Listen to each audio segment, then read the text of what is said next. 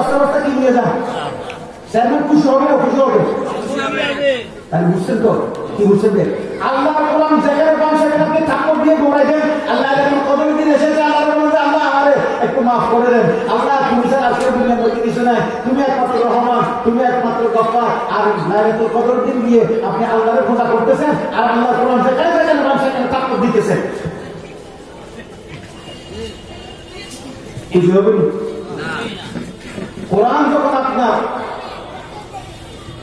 Chairman অফিসে ঢুকতে চাইছে, চেয়ারম্যান বলে দিচ্ছে এখানে আমার মত আমি ফেসলা করবো, কোরআন এখানে তোমার দরকার নেই। কোরআন গিয়ে যখন নাকি আমাদের বঙ্গভবন গেছে বলে এখানে কোরআন থাকার দরকার নেই। কোরআন যখন সংসদে গেছে বলে এখানে কোরআন থাকার দরকার নেই, শুধু কোরআন শরীফ তেলাওয়াত করবে, এর বাইরে কোরআন আইনের থাকার দরকার নেই। তাহলে কোরআন শরীফকে আমরা বঙ্গভবন থেকে বিদায় করছি, সংসদ থেকে বিদায় করছি, চেয়ারম্যান অফিস থেকে বিদায় করছি, মেম্বার অফিস থেকে বিদায় করছি, মক্তব্য থেকে বিদায় করছি, গরব থেকে বিদায় করছি। এরপরে আল্লাহ বলতেছি আল্লাহ আমি তোমার খাস বান্দা। এর থেকে বাটকারি দুনিয়ার মধ্যে আর কিছু আছে? আমার কথা আপনারা বুঝতেছেন কিনা? বর্তমানে আমাদের মতো বাটকার কোন মুসলমান আছে? আমরা আল্লাহর কাছে দোয়া করি, আমাদের দোয়াটা হলো কিরকম জানেন? আমি বুঝাই দিই আপনাদেরকে, এগুলো বুঝতে হবে। একটা ছোট্ট শিশু বয়স 3, একটা ছোট্ট শিশু বয়স 3 বাথরুমের ভিতরে ঢুকছে, বাথরুমের ভিতরে ঢোকার পর হঠাৎ করে সে সিটকিনি লাগিয়ে দিচ্ছে। ছোট্ট ছেলে সিটকিনি লাগাইতে পারছে, খুলতে জানে? এখন বলতেছে আম্মু আম্মু দরজা খুলো, আম্মু আম্মু দরজা খুলো। মা বলছে অফুর তোমার ভিতর থেকে একটু বলে নিয়ে যাও, একটু জানিয়ে যাও, দরজা খুলো। ভিতর থেকে ছোট্ট ছেলে যতই কান্না করুক না কেন বাইরে থেকে মা যেরকম দরজা করতে পারে না, আমরা কোরআনকে বাদ দিয়ে করতে যেতে পারছিল। তাহলে মুসলমানের ঘরে ঘরে কোরআনের দুশ্মন তৈরি হয়ে গেছে। শয়তান বলতেছে এখানে তো আমার কাজটা মুসলমানের সন্তানের মা বাবারাই নিয়ে নিছে, এখন আমার তো অবসরে দেওয়া ছাড়া কোনো সুযোগ নেই, কারণ আমার কাজের দায়িত্বটা কারা নিয়ে নিছে? কোরআন শরীফ থেকে দূরে রাখার জন্য প্রত্যেক ছেলের সন্তানের কারা নিয়ে নিছে? মা বাবারাই দায়িত্ব নিয়ে নিছে। তারা দায়িত্ব নিয়ে নিছে। নাহলে ইঞ্জিনিয়ার হচ্ছে, ডাক্তার হচ্ছে, উকিল হচ্ছে, আপনার ছেলে কোরআন শরীফ পড়তে পারে না কেন? আপনার ছেলেকে তো আপনি কোরআন শরীফ থেকে দূরে রাখছেন, আর আপনি তো বর্তমানে প্রথম কাতারের মুসল্লি। শুধু তাই নয়, আপনারা যদি চিন্তা করেন কিছু কিছু পীরও আছে কোরআন শরীফের দুশ্মন। পীরের কাছে বাইক হওয়ার জন্য গেছে গরিব ব্যক্তি, আপেল নিয়ে যায়, আঙ্গুর নিয়ে যায়, বস্তা বস্তা টাকা নিয়ে যায়।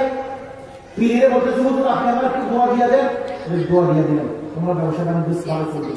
পীরে বলেন হুজুর আপনি আমার আমল দিয়ে দেন, বলে যে 15 সময় তুমি লা ইলাহা ইল্লাল্লাহ পড়বে 100 বার, মাগরিবের পরে পড়বে 100 বার, যা তোমার দিয়ে দিলেন। পীরে কিন্তু একবারও সাহস করে মুরিদকে জিজ্ঞাসা করলো না মুরিদ তুমি কোরআন শরীফ পড়তে পারো কিনা, কারণ পীরে মনে মনে ভাবতেছে আমি মুরিদ থেকে যদি জিজ্ঞাসা করি তুমি কোরআন শরীফ পড়তে পারো কিনা, মুরিদে মনে মনে বলবে হুজুর আপনাকে এত হাদিয়া তোফা দিয়ে এই বয়সে যদি কোরআন শরীফ থেকে জান্নাতে যাইতে হয় তাহলে আপনার মুরিদ হওয়ার দরকারটা কি, আপনার এত হাদিয়া তোফা দেওয়ার দরকারটা কি? সেই কথা মুরিদে বলবে। সেই বইয়ে বইয়ে পীরেও জিজ্ঞাসা করে না মুরিদ থেকে তুমি কোরআন শরীফ পড়তে পারো কিনা। তাহলে আপনারা বলেন তো পীরের কাজকর্ম, উনিও কোরআন বিরোধী, মা বাবাও কোরআন বিরোধী। আর একটা কথা বললে আপনারা ভালো করে বুঝবেন, স্কুলের মধ্যে প্রাথমিক বিদ্যালয়ে অঙ্ক আছে কিনা, বাংলা আছে কিনা, ইংলিশ আছে কিনা, বিজ্ঞান আছে কিনা? আছে। আচ্ছা আরবি শিক্ষা ইসলামী শিক্ষা আছে কিনা? আছে। কেন ইসলামী শিক্ষা ধর্মীয় শিক্ষা আছে, ধর্মীয় শিক্ষক আছে, ইসলামী শিক্ষাও আছে, বইও ছাপাইতেছে, শিক্ষকের বেতনও দিতেছে। কিন্তু আপনারা মাথার উপর হাত রেখে বলেন তো, একটা ছেলে স্কুলে পড়ার পর কিছু না কিছু অঙ্ক জানে, একটা ছেলে স্কুলে পড়ার পর কিছু না কিছু ইংলিশ জানে, একটা ছেলে স্কুলে পড়ার পর কিছু না কিছু বিজ্ঞান জানে, যেহেতু এই বিষয়গুলো স্কুলের মধ্যে আছে। কিন্তু ইসলামী শিক্ষাটা স্কুলের মধ্যে থাকার পরেও একটা ছেলে নুরানিতে না পড়লে, বক্তব্যের মধ্যে না পড়লে কিছু কোরআন শরীফ পড়তে পারে, এরকম কেউ আছে? তাহলে বোঝা যাচ্ছে সরকার বেতনও দিতেছে ইসলামী শিক্ষার জন্য, লক্ষ লক্ষ টাকার বই ছাপাইতেছে, তারপরে কিন্তু এমন ভাবে হয়ে গেছে ইসলামী শিক্ষাটা স্কুলের মধ্যে এটা হলো টিফিন আওয়ার ক্লাস, অথবা সেটা হয়ে গেছে ওয়ান নাইট ক্লাস, পরীক্ষার আগের দিন এক রাত পড়বে মাত্র। এটার নাম কি ওয়ান নাইট ক্লাস অথবা টিফিন আওয়ার ক্লাস। এটা আপনি বলেন কোরআনের বিরুদ্ধে বড় বড় দুশ্মন হয়ে গেছে। মা বাবাও কোরআনের দুশ্মন, প্রিয় কোরআনের দুশ্মন, স্কুলের শিক্ষকদেরকে কোরআন শরীফ করার জন্য বেতন দিচ্ছে, তারাও কোরআনের দুশ্মন। আর লাইলাতুল বরাতের দিন এসে আল্লাহ বলতেছি, আল্লাহ তুমি আমাদেরকে রহম করো, দয়া করো। প্রশ্নের উত্তর দেন তো আপনি। চেয়ারম্যান ছেলেকে আপনি জায়গা সেখানে তাৎপর দেন, আর চেয়ারম্যানের জন্য আপনি বস্তা বস্তা আম নিয়ে যান। চেয়ারম্যান খুশি হবে না অখুশি হবে? হ্যাঁ হ্যাঁ খুশি হবে চেয়ারম্যান।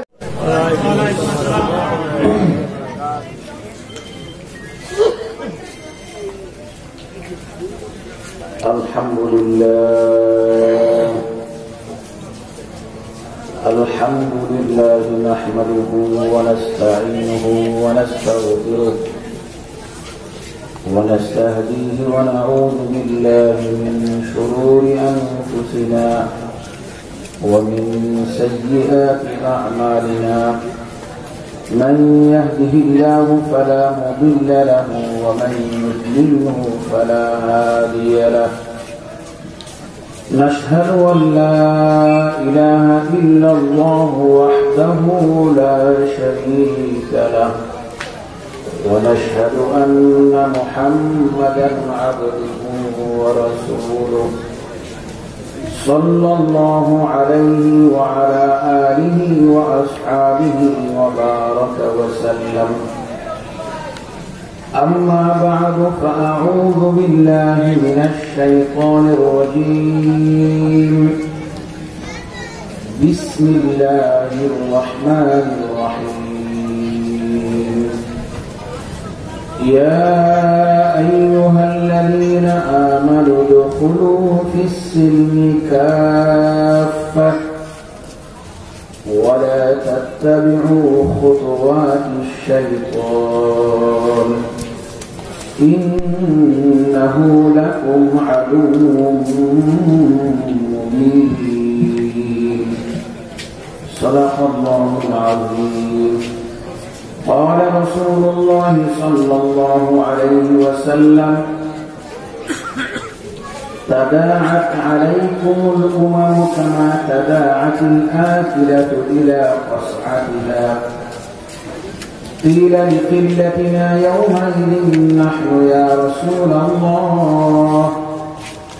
قال بل أنتم كثير غثاء كغثاء السيل ولينزعن الله من صدوركم الرعب وليقذفن الله في قلوبكم الوهن أو كما قال عليه الصلاة والسلام. সবাই একটু ভালোবাসা ভক্তি শ্রদ্ধা নিয়ে আমরা দরুদ শরীফ পড়ি। اللهم صل على سيدنا مولانا محمد وعلى آله وأصحابه وبارك وسلم. اللهم صل على سيدنا مولانا محمد وعلى آله وأصحابه وبارك وسلم. اللهم صل على سيدنا مولانا محمد وعلى آله وأصحابه وبارك وسلم.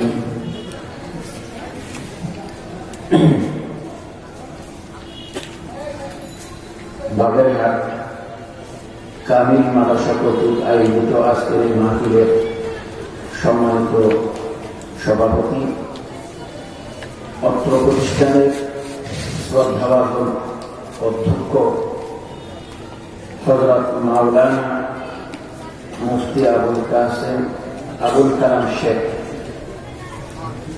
বারাকাল্লাহু ফি হায়াতি, মঞ্চে উপবিষ্ট মুআজ্জাজ সম্মানিত উলামায়ে কেরাম, বিশেষ করে আমার পূর্বে যিনি বয়ান করেছেন হযরত মাওলানা মুনিরুজ্জামান, হযরত মাওলানা আব্দুল মাহবুব সাহেব হযরত মাওলানা শাহজাহান সাহেব এবং আমাদের যিনি দাওয়াত দিয়েছেন হযরত মাওলানা রমিজ উদ্দিন সাহেব সহ অন্যান্য উলামায়ে কেরাম, আমার সামনে বসা কনিষ্ঠ ছোট্ট ছোট্ট ভাইয়েরা, সমবয়সী বন্ধুরা, মুরব্বী, বয়স্ক মুরব্বী, যে সমস্ত ব্যক্তি আমার চাকরি বয়সে বেশি সেই সমস্ত মুরব্বীগণ, পর্দার আড়ালে মা ও বোনেরা, আজকে বৃষ্টিও পড়তেছে, আবার বৃষ্টির কারণে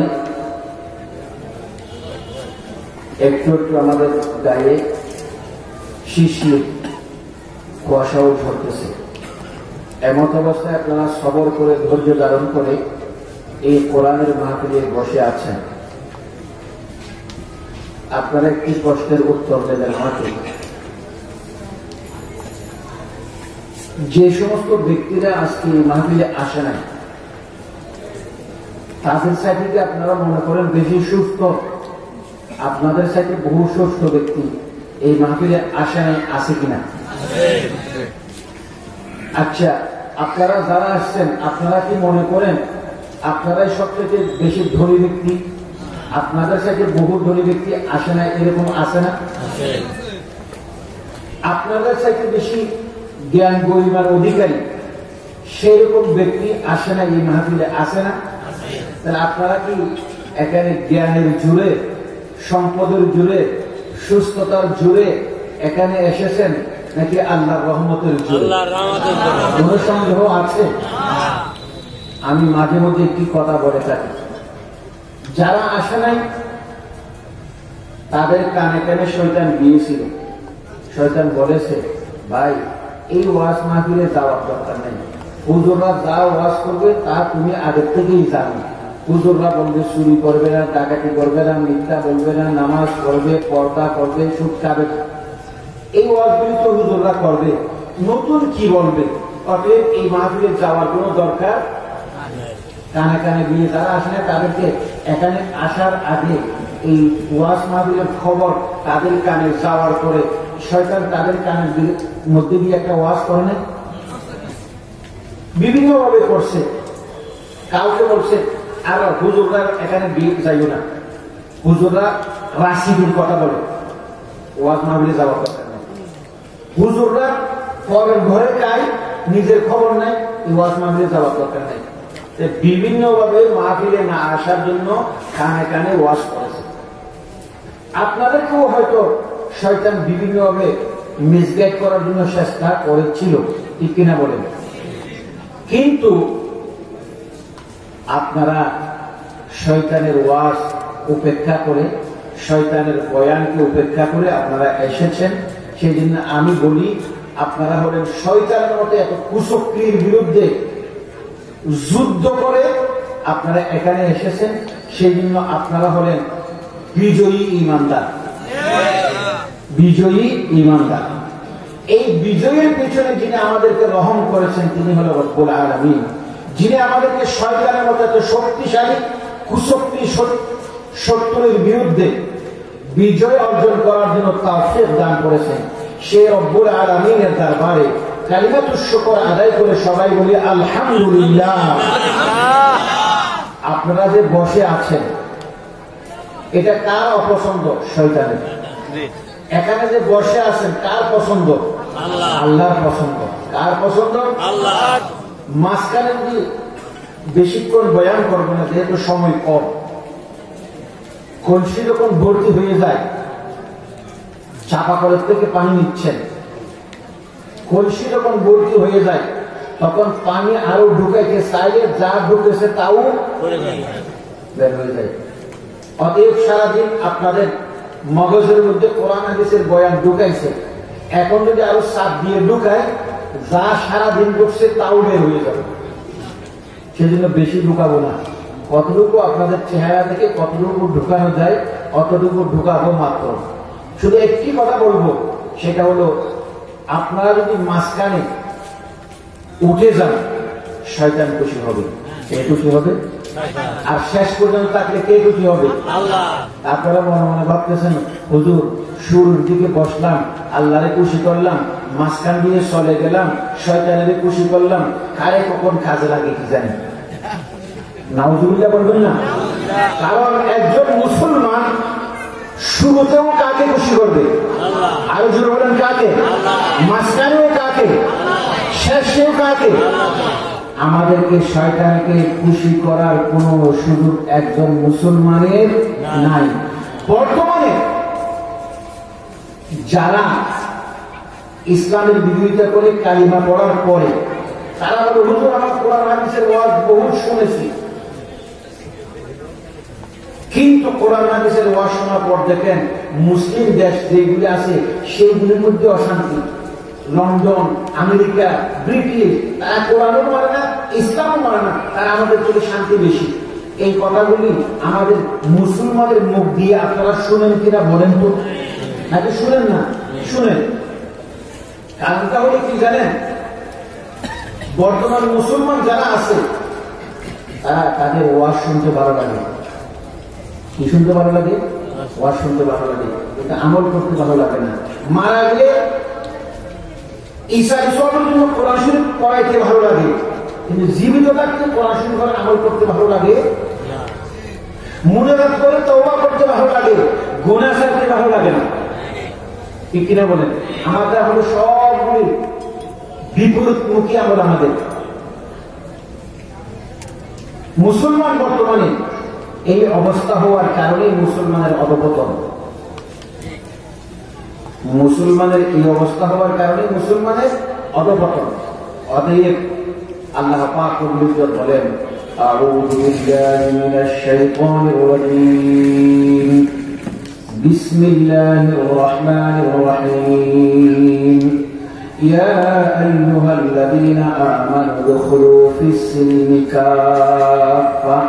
হে ইমানদারগণ, তোমরা ইসলামের মধ্যে পরিপূর্ণভাবে প্রবেশ করো। কিসের মধ্যে? এখন আমাদের নেতা নেত্রী যারা আছে তারা ইসলামের কথা বলে, খুব ভালো কথা, কিন্তু পরিপূর্ণ ইসলামের উপর আমল করে না। আবার তারা ওয়াজের মধ্যে গিয়ে বলে হুজুররা যে ওয়াজ করে এই যুগের মধ্যে সুদের বিরুদ্ধে সমস্ত ব্যবসা বাণিজ্য সবগুলি চলতেছে সুদের মাধ্যমে, আর হুজুররা ওয়াজ করতেছে সুদ চলবে না। তাহলে সুদ যদি উঠে যায় তাহলে ব্যবসা বাণিজ্য লেনদেন সবগুলি ক্লস হয়ে যাবে, সবগুলি বন্ধ হয়ে যাবে। এই কথা মনে মনে বিশ্বাস করে হুজুরদের সামনে বলে না, এই জন্য যে সুদ ছাড়া দেশ চলবে না, এটা যদি আমরা হুজুরদের সামনে বলি তাহলে হুজুররা সঙ্গে সঙ্গে ফতোয়া দেবে যে তোমার স্ত্রী তালাক হয়ে গেছে। সেই জন্য মনের কথা বলে না। অধিকাংশ ব্যক্তি মুসলমান হওয়ার পরও সুদ ছাড়া দেশ চলবে না এই বিশ্বাস রাখে কিনা বলেন আপনারা? রাখে না? রাখে। এই বিশ্বাসটাকে ইসলামের সাথে যায় নাকি যায় না? যায় না, কিন্তু বিশ্বাস করে। ভালো করে খেয়াল করবেন এইগুলি। তাইলে এইসব মুসলমানরা ইসলাম কিছু পালন করে, কিছু পালন করে না, এরপরে আমরা অশান্তির মধ্যে থাকি। কিসের মধ্যে থাকি? তখন আমরা বলি আসলে ইসলাম এই যুগে অচল। ভালো করে প্রশ্নের উত্তর আপনারা খেয়াল করবেন। এক ব্যক্তি মশারি নিয়ে ঘুমাইছে। কি নিয়ে ঘুমাইছে? মশারি। লোকটা লম্বা হলো 5 ফিট, মশারি হলো 4 ফিট। মশারি হলো কয় ফিট? 4 ফিট। এখন 1 ফিট মশারির বাইরে চলে গেছে। কোথায় চলে গেছে? মশারির ভিতরে কয় ফিট আছে? 4 ফিট আছে। মশারির ভিতরে 4 ফিট যেগুলো আছে সেই শরীরের অঙ্গগুলো খুব আরামে থাকবে, আর মশারির বাইরে 1 ফিট যেটা আছে সেটার মধ্যে মশারি কামড়ালে, মশা কামড়ালে সেইগুলো বেআরামের মধ্যে থাকবে, অশান্তির মধ্যে থাকবে। এটা কি সত্য? সত্য নাকি? সত্য নাকি? না। কারণ মশারির বাইরে যে অংশটা আছে, শরীরের অঙ্গটা আছে, তার মধ্যে যদি শয়তানে কামড়ায়, মশারের ভিতর যে 4 ফিট আছে সেইগুলো অশান্তির মধ্যে থাকবে। ঠিক কিনা বলেন? কি বুঝছেন? এখন নামাজ পড়তেছেন, আপনি মশারির ভিতরে আছেন, যাকাত দিতেছেন, মশারির ভিতরে আছেন, আপনি সুদ খাইতেছেন, ঘুষ খাইতেছেন, মিথ্যা বলতেছেন, যেটা আছে কোরআনের বিরোধিতা করতেছেন, এই অংশটুকু ইসলামের মশারির বাইরে চলে গেছে। মশারির বাইরে যে অঙ্গটুকু আছে সেই অঙ্গটুকুর মধ্যে যখন মশাই কামড়াবে, যে অংশটুকু মশারির ভিতর আছে সেইগুলিও অশান্ত হয়ে যাবে।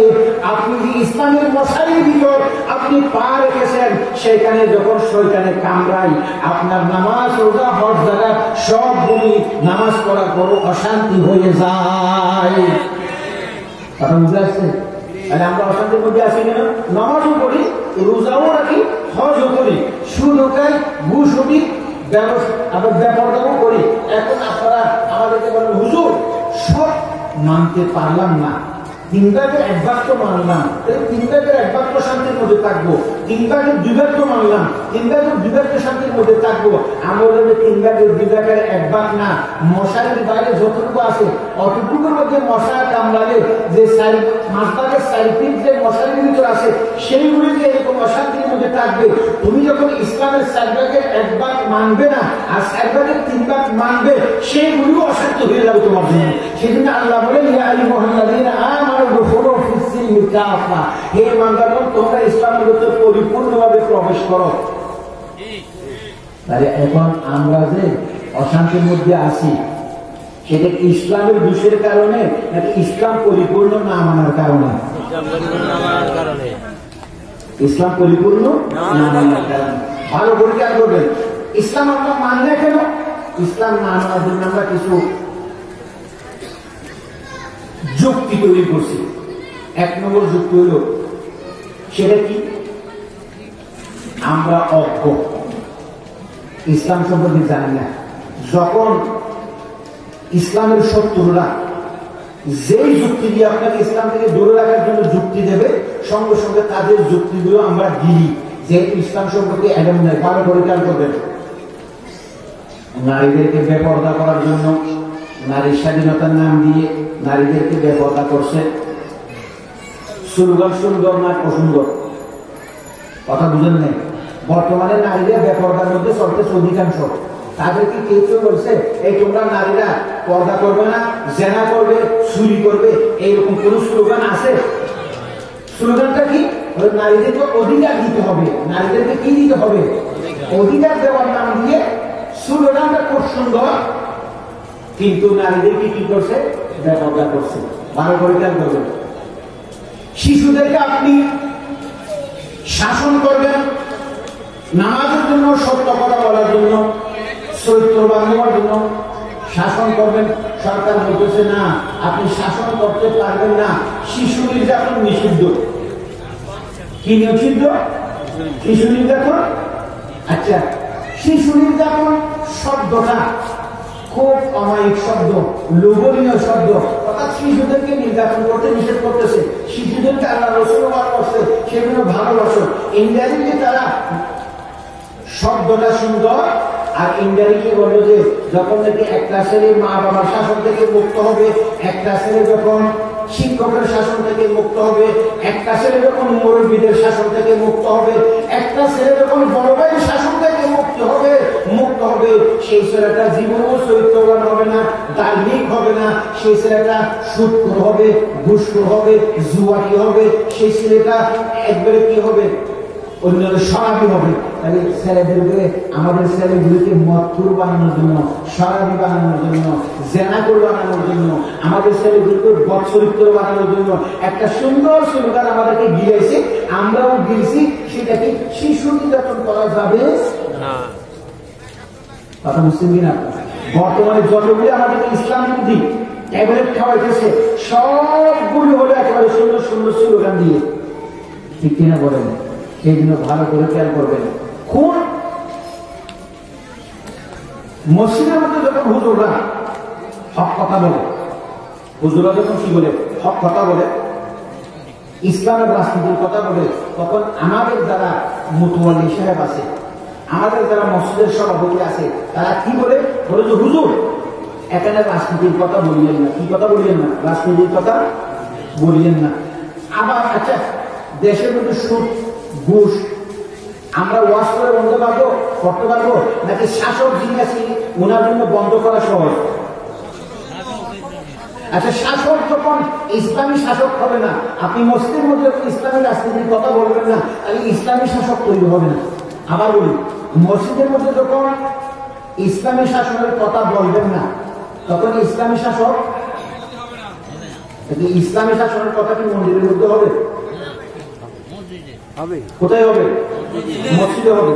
এখন ইসলামী শাসনের কথা যখন বলবেন না, তখন ইসলামী শাসক তৈরি হবে না। ইসলামী শাসক যখন তৈরি হবে না, তখন সুদ, জুয়া, ঘুষ সবগুণ চলতে থাকবে। চলতে থাকার পর তখন আবার এই লোকেরা বলবে, হুজুর আপনারা এত ওয়াজ করতেছেন, আপনাদের ওয়াজ দিয়ে তো কোনো লাভ নিতেছে না। ওয়াজ দিয়ে কোনো লাভ দেখেন আমাদেরকে হুজুরদেরকে কিভাবে করছে। হুজুরদেরকে হাত পা বেঁধে পুকুরের মধ্যে নামাই দিয়েছে, বলে যে হুজুর স্বাধীনভাবে আপনি সাঁতার কাটেন। কথা বুঝুন, হাত পা বেঁধে কোথায় নামাই দিয়েছে? পুকুরের মধ্যে নামাই দিয়েছে।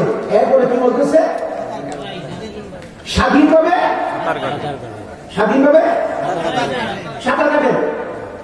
এইদিকে আমাদেরকে হক কথা বলতে নিষেধ করে দিচ্ছে, আর একদিকে আমাদের হুজুর আপনাদের ওয়াজ দিয়ে তো কোনো কাজ হচ্ছে না। সুদ বন্ধ হয়নি, ঘুষ বন্ধ হয়নি, জেনা বন্ধ হয়নি, চুরি বন্ধ হয়নি, ডাকাতি বন্ধ হয়নি। কি রকম সংগ্রামমূলক কথা দেখছেন। একদিকে আমাদেরকে বলে হুজুর ইসলামী শাসনের কথা বলবেন না, ইসলামী শাসনের কথা বলবেন না, আর একদিকে যখন সমাজের চুরি, ডাকাতি, গুন্ডামি যখন বন্ধ হবে না, দোষ হবে কার? হুজুরদের। কার? হ্যাঁ, হুজুরদের।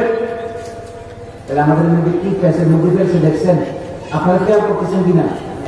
এই যে স্বর্ণতরগুলো বোঝার জন্য ভালো করে খেয়াল করবেন। আল্লাহ পাক বলেন, মুসলমানের আমলের মধ্যে সবথেকে গুরুত্বপূর্ণ আমল হলো ঈমান।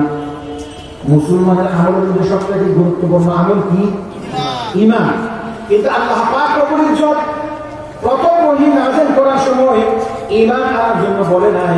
আল্লাহ পাক বলেন, আউযু বিল্লাহি মিনাশ শাইতানির রাজীম, বিসমিল্লাহির রাহমানির রাহিম, ইকরা বিসমি রাব্বিকাল্লাযী খালাক, খালাকাল ইনসানা মিন আলাক, ইকরা ওয়া রাব্বুকাল আকরাম, আল্লাযী আল্লামা বিল কলম, আল্লামাল ইনসানা মা লাম ইয়ালাম। আল্লাহ পাক বলেন, ইকরা, পড়ো, জ্ঞান অর্জন করো। তুমি যদি জ্ঞান অর্জন না করো, তাহলে সুন্দর সুন্দর স্লোগান দিয়ে তোমার থেকে ইসলাম নিয়ে যাবে। সুন্দর সুন্দর স্লোগান দিয়ে তোমার মধ্যে সুদ ঘুষ ঢুকাই দিবে। তুমি সুন্দর সুন্দর স্লোগান দিয়ে তোমাদের মা বোনদেরকে বেপরদা করবে। ঠিক কিনা বলেন? কত আইন দেখেন। আমি একটা বুঝালে আপনারা বুঝবেন। আমাদের বাংলাদেশের মধ্যে যৌতুক নিষিদ্ধ না সিদ্ধ? নিষিদ্ধ না? যৌতুক নিষিদ্ধ। নারী নির্যাতন নিষিদ্ধ না সিদ্ধ? নিষিদ্ধ। কিন্তু আমাদের আইনগুলো হলো যৌতুকের পক্ষে, নারী নির্যাতনের পক্ষে। দৃষ্টান্ত দিয়ে বুঝে আসবে আপনাদের। আপনারা যখন কোনো মেয়েদেরকে বিয়ে দেন, যেহেতু যৌতুক নিষিদ্ধ, এগুলো বোঝার জন্য বলতেছি, যৌতুক নিষিদ্ধ, কিন্তু বাংলাদেশের এমপি বলেন, মিনিস্টার বলেন, বাংলাদেশের চেয়ারম্যান বলেন, মেম্বার বলেন, যৌতুক নিষিদ্ধ। কিন্তু তারা যখন তাদের মেয়েগুলি বিয়ে দেন, তারা যৌতুক দেয় কিনা বলেন তো আপনারা? দেয় নাকি? যৌতুকের আইন যারা করছে, যৌতুক দেওয়া যাবে না এই আইন যারা করছে, সেই এমপিও যৌতুক দেয়, সেই মন্ত্রীও। আমি আদর করে দিতেছি, আমার মেয়েকে আমি আদর করে। এখন রিক্সাওয়ালা বলতেছে, এমপি সাহেব যেই ছেলেকে মেয়ে বিয়ে দিছে, সেই ছেলে কিন্তু ধনী, তারপরে যদি যৌতুক দিতে হয়। আমি রিক্সাওয়ালা, আমি ঠেলা গাড়িওয়ালা, আমি একটা সিএনজি চালাই, আমি গরিব মানুষ, তাহলে আমি শ্বশুর বাড়ি থেকে জোর করে আমি যৌতুক দিতে পারবো না কেন? তাহলে এখন সিএনজিওয়ালা যখন, রিক্সাওয়ালা যখন, মধ্যবিত্তের ছেলেরা যখন যৌতুক নিতেছে, ভালো করে খেয়াল করবেন এগুলি। মোহরণা লেগছে কয় লক্ষ টাকা? 3 লক্ষ টাকা। ভালো করে খেয়াল করবেন। মোহরণা লেগছে কয় লক্ষ টাকা? কয় লক্ষ টাকা? 3 লাখ টাকা। কয় লাখ টাকা? 3 লাখ টাকা। এখন নগদ উসুল দিছে 1.5 লাখ টাকা। উসুল দিছে কয় লাখ টাকা? 1.5 লাখ টাকা। তাহলে কয় লাখ টাকা পাবে? এখন যৌতুক দেওয়ার সময় কয় লাখ টাকা দিছে? যৌতুক 2 লাখ টাকা দিছে। আচ্ছা, যৌতুক 2 লাখ টাকা দিছে, এটা কোথাও কি লিখা আছে? লেখা নাই। এখন কোনো না কোনো কারণে স্বামী স্ত্রীর মধ্যে তালাক হয়ে গেছে, তখন স্ত্রী যদি মামলা করে বাকি মোহরটা কত পাবে? 1.5 লাখ টাকা পাবে। যৌতুক নিশ্চয় কয় লাখ টাকা? 2 লাখ কি কোথাও লেখা আছে? 2 লাখ টাকার মধ্যে যেহেতু লিখা ছাড়া 2 লাখ টাকা নিয়ে নিছে, এখন যদি 1.5 লাখ টাকা দিতেও হয়, তো 1.5 লাখ টাকা দিলেও কয় হাজার টাকা লাভ থাকে? হ্যাঁ, 70 মিথ্যা। বাংলাদেশের আইনটা যৌতুক বিরোধী আইন করে মনে হচ্ছে নারীদের উপর কি করছে? এহসান করছে।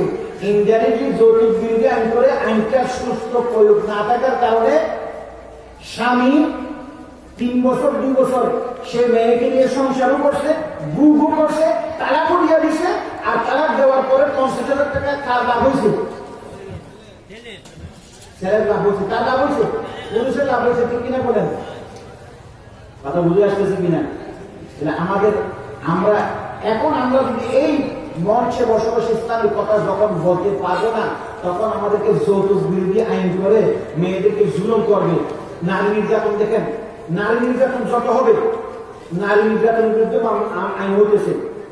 উত্তর দেবেন, এই পর্যন্ত কোন নারীকে শ্বশুরে গালি দিচ্ছে কোনদিন শুনছেন? গালি দেবে শাশুড়ি, বলেন না? গালি দেবে শাশুড়ি। আচ্ছা, এই পর্যন্ত দেখছেন কোন নারীর স্বামীর ভাই দেবরের সাথে ঝগড়া হয়েছে শুনছেন? কার সাথে ঝগড়া হয়? ননদের সাথে। ননদ কি নারী নাকি পুরুষ? শাশুড়ি পুরুষ না মহিলা? নারী। তাহলে নারী নির্যাতন হয় কি পুরুষের কাছে? নারী নির্যাতন হয় শাশুড়ির কাছে, নারী নির্যাতন হয় ননদের কাছে, নারী নির্যাতন হয় যার কাছে। ঠিক কিনা বলেন? আর নাম দিয়ে দিচ্ছে পুরুষ নির্যাতন। পুরুষরা নির্যাতন করতেছে, পুরুষরা নির্যাতন করতেছে। মূল জায়গার মধ্যে হাত না দেওয়ার কারণে বর্তমানে নারী নির্যাতন বাড়ছে না কমছে? অর্থাৎ অসৎ কাজগুলো সমাজের মধ্যে একেবারে সুন্দর সুন্দর স্লোগান দিয়ে চালু হয়ে গেছে। ঠিক কিনা বলেন? মুসলমানদেরকে সেদিন আল্লাহ পাক নিজে বলেন, বান্দা ইকরা বিসমি রাব্বিকাল্লাযী খালাক, তোমাকে যে স্রষ্টা সৃষ্টি করেছেন তার নামে তুমি পড়ো, তুমি জ্ঞান অর্জন করো। তুমি যদি জ্ঞান অর্জন না করো তাহলে ষড়যন্ত্র করে দিয়ে তোমার থেকে ইসলাম নিয়ে যাবে, তুমি বুঝবে না। তোমার থেকে মিসওয়াক নিয়ে যাবে, তোমার থেকে যাকাত নিয়ে যাবে, তোমার থেকে হজ নিয়ে যাবে, তোমার মধ্যে সুদ ঢুকাই দিবে, তোমার মধ্যে বেপরদা ঢুকাই দিবে, তোমার মধ্যে জেনা ঢুকাই দিবে, কিন্তু তুমি বুঝবে না। বর্তমানে যত ষড়যন্ত্রগুলো হচ্ছে, সব ষড়যন্ত্রগুলো এই কারণে মুসলমানদেরকে নিয়ে হচ্ছে, যেহেতু মুসলমান যারা আছে তারা ইসলাম সম্পর্কে জানে না। ঠিক কিনা বলে? বেলা কেন ঢুকছে? ইসলাম সম্পর্কে জানি না বলে। শিরক কেন ঢুকছে? ইসলাম সম্পর্কে জানি না বলে। ঠিক কিনা বলেন আপনারা? সেজন্য আমাদেরকে জ্ঞান অর্জন করতে হবে। কি অর্জন করতে হবে? জ্ঞান অর্জন করতে হবে। আল্লাহ পাক বলেন, বান্দা তুমি যখন জ্ঞান অর্জন করবে না তখন তোমার ঈমান আছে কিনা তুমি নিজেও জানবে না। ভালো করে খেয়াল করেন। আমি আপনাদেরকে প্রশ্ন করব, ওযু নষ্ট হয়ে যাওয়ার কারণ আপনাদের জানা আছে কিনা? উত্তর দেবেন তো? আছে। রোজা নষ্ট হয়ে যাওয়ার কারণ জানা আছে কিনা? আছে। নামাজ নষ্ট হয়ে যাওয়ার কারণ জানা আছে কিনা? আমি যদি জিজ্ঞাসা করি ঈমান কি কি কারণ নষ্ট হয়, আপনারা কি বলতে পারবেন? পারবেন না। একটা ঘটনা বলি আপনাদেরকে বোঝানোর জন্য।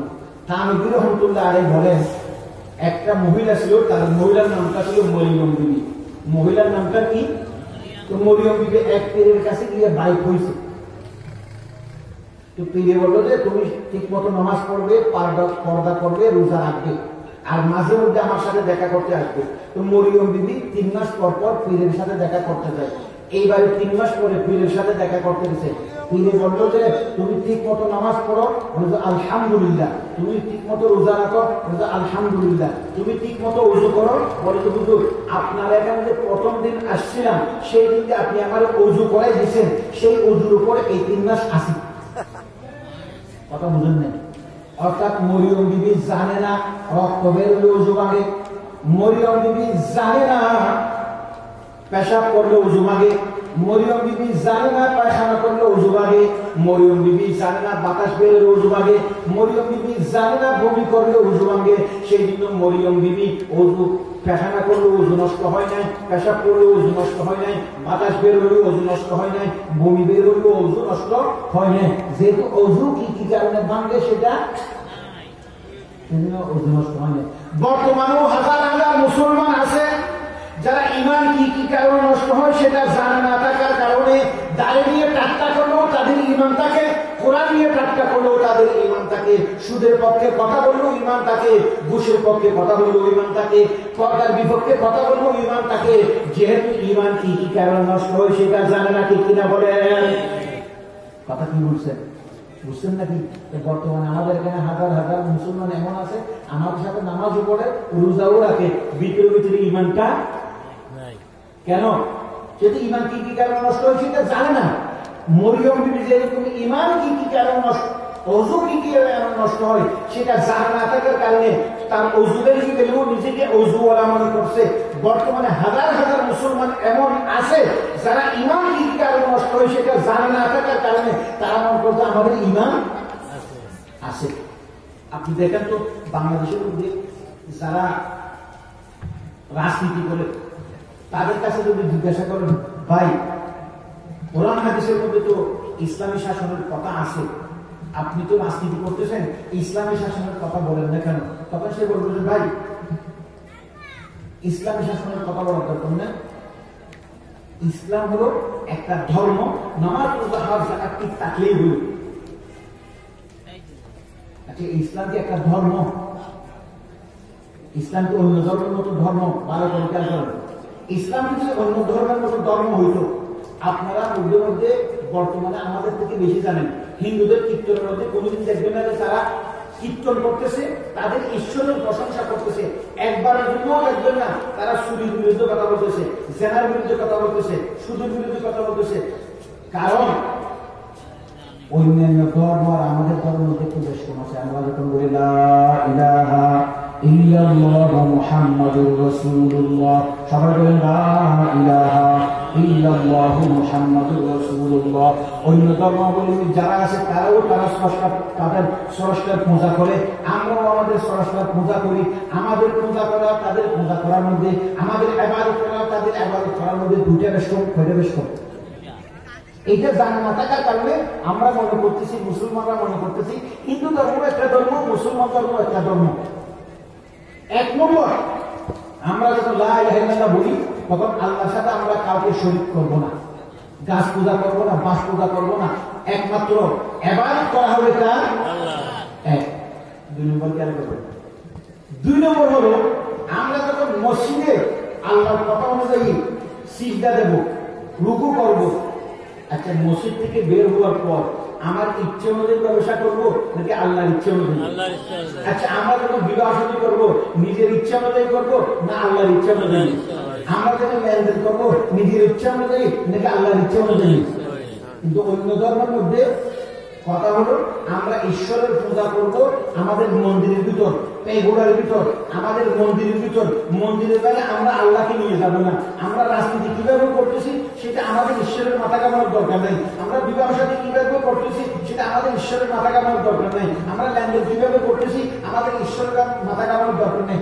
বর্তমান বলেন তো আমাদের বর্তমানে এমন হাজার হাজার মুসলমান আছে কিনা যারা মনে করে যে আমাদের ধর্মটা মন্দিরের ভিতর, মসজিদের ভিতর বন্দী থাকবে, আমাদের ধর্মে কিন্তু আমাদের বাজারে নিয়ে যাওয়ার দরকার নেই, লেনদেনের মধ্যে নিয়ে যাওয়ার দরকার নেই, রাজনীতির মধ্যে নিয়ে যাওয়ার দরকার নেই, এইরকম বিশ্বাস করে হাজার হাজার মুসলমান আছে কিনা আপনারা বলেন তো?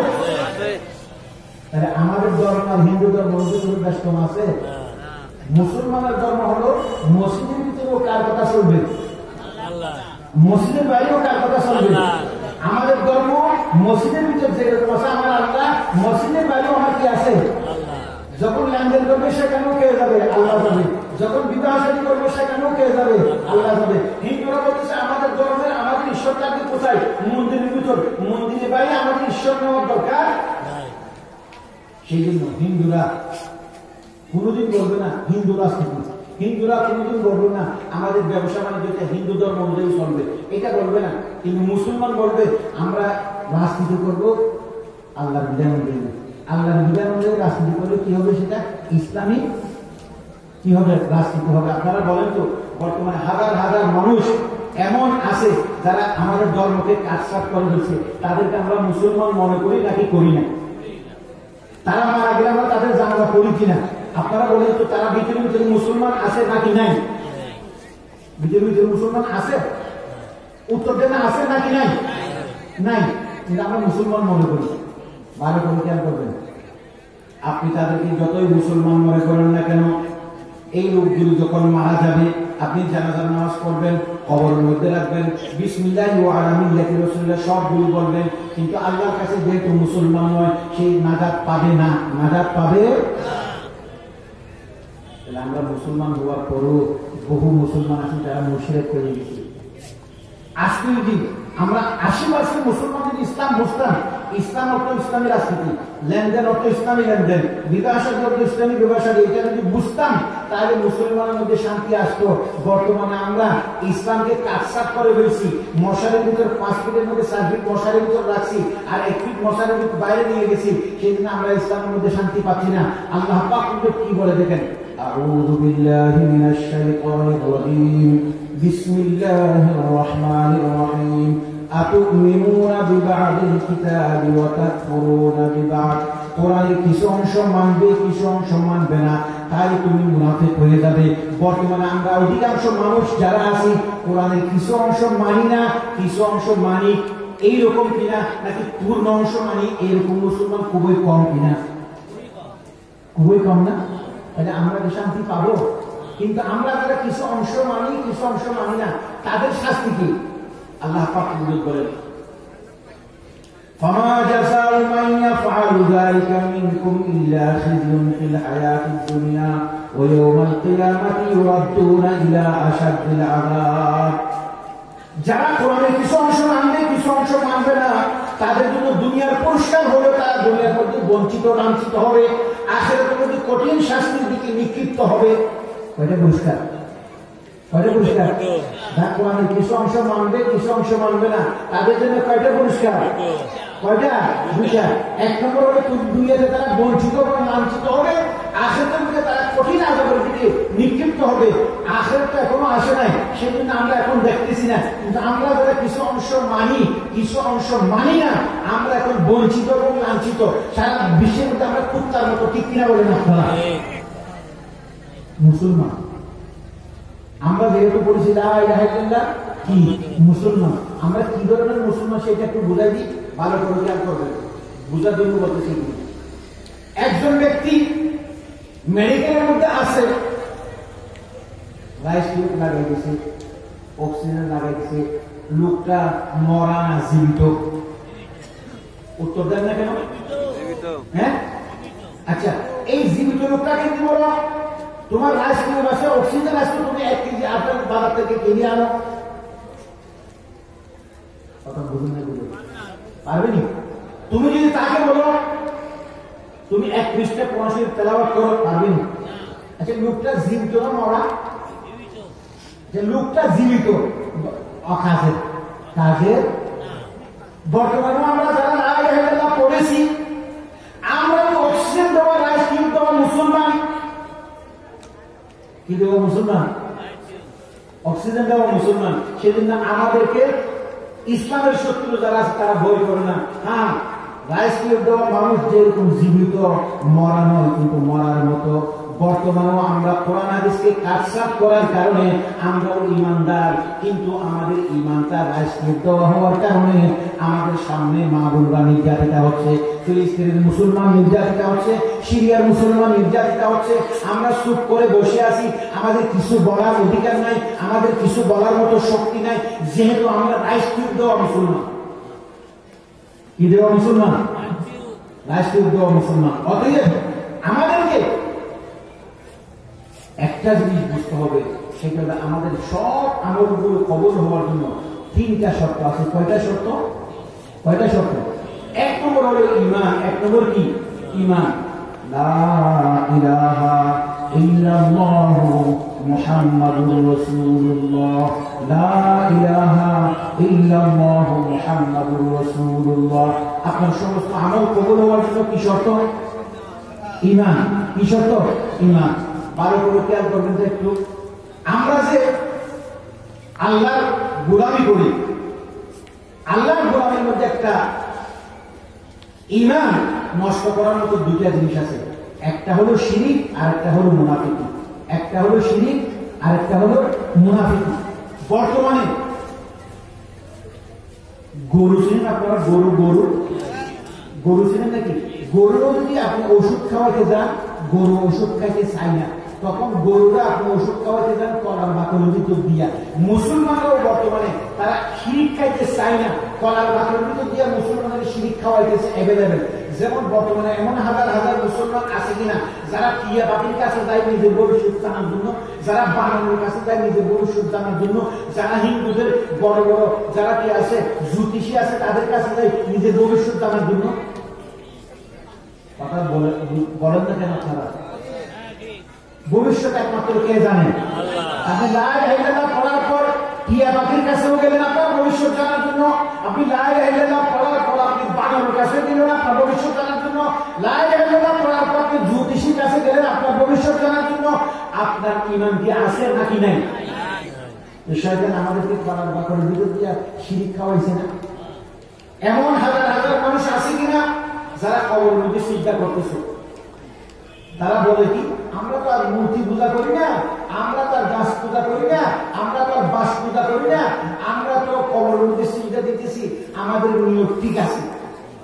তোমরা সিজদা দেওয়ার সময় যে এরকম সুবহান রাব্বিয়াল আলা বলো, আমিও সিজদা দেওয়ার সময় সুবহান রাব্বিয়াল আলা বলি, আমাদের নিয়ত ঠিক আছে। এইরকম যুক্তি দিয়া হাজার হাজার মানুষ কবরের মধ্যে সিজদা করতেছে, আছে কিনা বলেন তো আপনারা?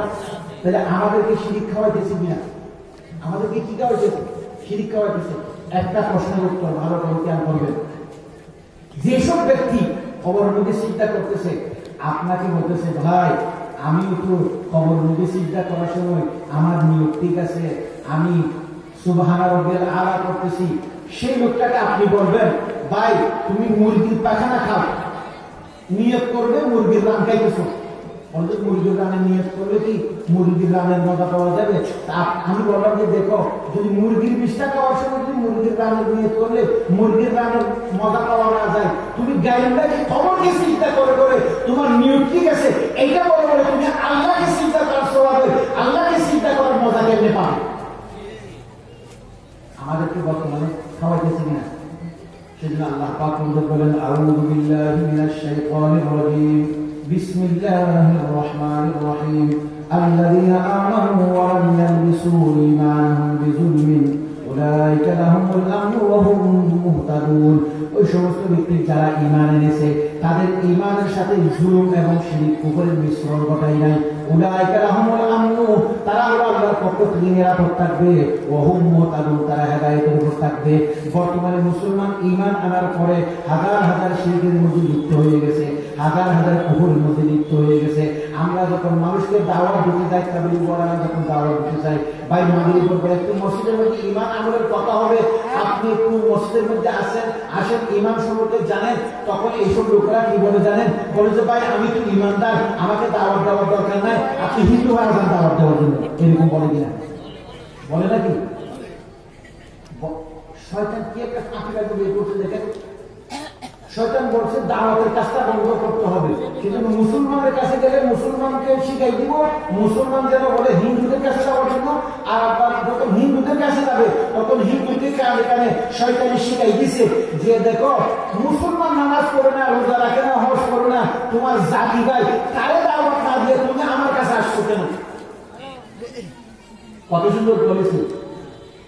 আল্লাহ পাক বলেন আউযু বিল্লাহি মিনাশ শাইতানির রাজীম ইয়া আইয়ুহাল্লাযীনা আমানু আমিনু, হে ওই সমস্ত ব্যক্তি যারা ঈমান এনেছো তারা ঈমান আনো।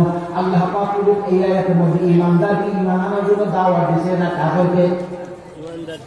কাফেরকে দাওয়াত দিয়েছে কেন? কারণ আল্লাহ পাক জানেন যে মুসলমান ঈমান আনার পর শয়তান বিভিন্ন পন্থা করে করে মানুষকে শিরকের মধ্যে লিপ্ত করবে, বেদাতের মধ্যে লিপ্ত করবে। সেজন্য মুসলমানকে সবসময় ঈমানের ব্যাপারে খবরদারি করতে হবে, ঈমানের ব্যাপারে সচেতন থাকতে হবে, ঈমানের ব্যাপারে সজাগ থাকতে হবে, ঈমানকে সবসময় হেফাজত করতে হবে। সেজন্য আল্লাহ পাক বলেন ইয়া আইয়ুহাল্লাযীনা আমানু আমিনু, হে ঈমানদারগণ তোমরা ঈমান আনো। আমাদের ঈমান হেফাজত করার জন্য সবথেকে বড় কিতাব হলো কোরআন শরীফ। কি আমি একটা কথা বলবো, ভালো করে খেয়াল করবেন। একজন ব্যক্তি ডাক্তার হয়ে গেছে, সে বললে যে আমি ডাক্তার হবো, তবে ডাক্তারের বই পড়বো না। সেই ব্যক্তিকে আপনারা সারা বললেন না, বেকুব বলবেন। আচ্ছা, একজন ব্যক্তি উকিল হয়ে গেছে, সে বলে যে আমি উকিল হবো কিন্তু ওকালতির বই পড়বো না। সেই ব্যক্তিকে সারা বলবেন নাকি বেকুব বলবেন? একজন ব্যক্তি ইঞ্জিনিয়ার হয়ে গেছে, সে বলে যে আমি ইঞ্জিনিয়ার হবো, কি করবো না কিন্তু বেকুব। আচ্ছা, একজন ব্যক্তি মুসলমান হইতে গেছে, মুসলমান হয়েছে, সারা জীবন কোরআনের একটা আয়াত পড়ে না, পড়তে পারে না, সে ব্যক্তির আমরা কোনোদিন বেকুব মনে করছি? বর্তমান মুসলমান মুসলমান হইতে চায়, কিন্তু মুসলমান হওয়ার জন্য যেটা কোরআন শরীফ আছে সেটা পড়তে আর এই কোরআনের বিরুদ্ধে দুশ্মন হবে তারা জানেন, বুঝে দিব। দুশ্মন হবে মুসলমান, দুশ্মন হলো কি কেমন বুঝে দিব একটু। আচ্ছা, ডাক্তারের বয়স মনে করেন 50 বছর, ডাক্তারের কোরআন শরীফ পড়তে পারে না। ইঞ্জিনিয়ারের বয়স 45 বছর, কোরআন শরীফ পড়তে পারে না। উকিলের বয়স 40 বছর, কোরআন শরীফ পড়তে পারে না। এখন ডাক্তারের বয়স যদি 50 বছর হয়, ডাক্তারের বাবার বয়স কত হবে? কমপক্ষে 70 বছর হবে না? ইঞ্জিনিয়ারের বয়স যদি 45 বছর হয়, ডাক্তারের ইঞ্জিনিয়ারের বাবার বয়স কমপক্ষে 65 বছর হবে না? আচ্ছা, মানুষ যখন 60-70 বছর 65 বছর হয়ে যায়, তখন এই লোকগুলি প্রথম কাতারের মুসল্লি হয়ে যায়। কি কাতারের মুসল্লি হয়ে যায়? উত্তর দেবেন আবার আপনারা। এই যে ডাক্তারের কোরআন শরীফ পড়তে পারে না, তাহলে যে শয়তানের কোরআন শরীফকে যে দূরে রাখছিল, নাকি প্রথম কাতারের মুসল্লি তার বাবা? কে রাখছিল? কে রাখছিল বলেন না? শয়তানের নাকি প্রথম কাতারের মুসল্লি তার বাবা? তার বাবা রাখছিল। তার বাবা এখন কি কাতারের মুসল্লি বলেন না? কিসের মুসল্লি? প্রথম কাতারের মুসল্লি। ইঞ্জিনিয়ারের বাবা প্রথম কাতারের